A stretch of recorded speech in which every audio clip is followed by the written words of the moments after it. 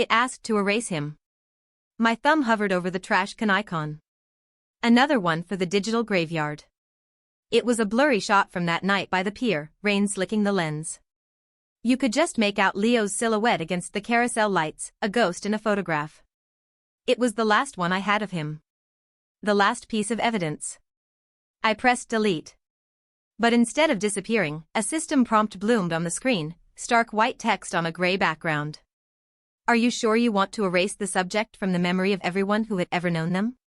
I blinked. A glitch. It had to be a glitch, some weirdly poetic translation error from a new update. I dismissed it and tried again. The same prompt appeared. This time, I read it slower. Erase the subject. From the memory of everyone.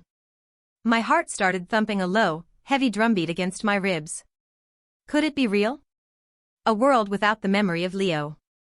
No more awkward run-ins at the grocery store. No more friends asking how I'm doing with that sad, pitying tilt of their heads. My mother would stop mentioning that nice boy from college.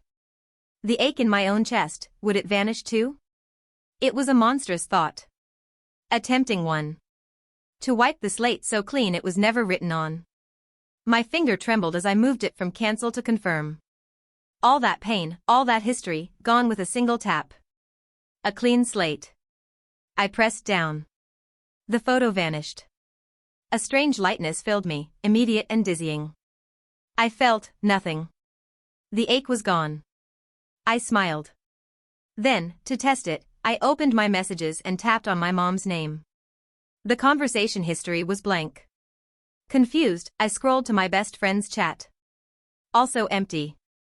A cold dread, far worse than any heartbreak, began to creep up my spine. I opened my photo gallery again, swiping frantically to the pictures from my birthday last week. There were my friends, my cake, my family, but in every group shot, there was a space. A person-shaped hole where I should have been. The phone screen went dark, and for a second I saw my reflection. A face I knew, but a stranger's eyes looked back. The photo from the pier, it wasn't of Leo against the lights. He had taken the picture. The blurry subject, the ghost in the photograph, had been me. I frantically dialed my mother's number. It rang twice before she picked up. "Mom?" I sobbed, relief flooding my voice. There was a pause on the other end, filled with polite confusion. Then, her voice, unfamiliar and distant, finally came through. "I'm sorry, who is this?"